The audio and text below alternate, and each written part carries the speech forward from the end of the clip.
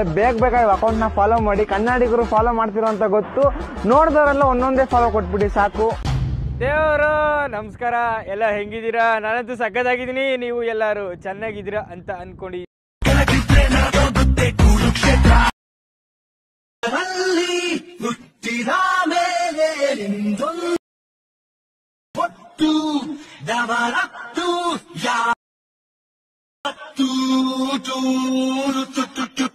One more ಅನ್ಬೇಕು.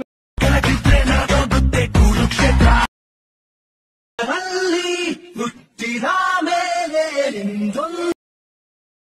ಒಟ್ಟು ಡಬಲತ್ತು ಯಾತ್ತು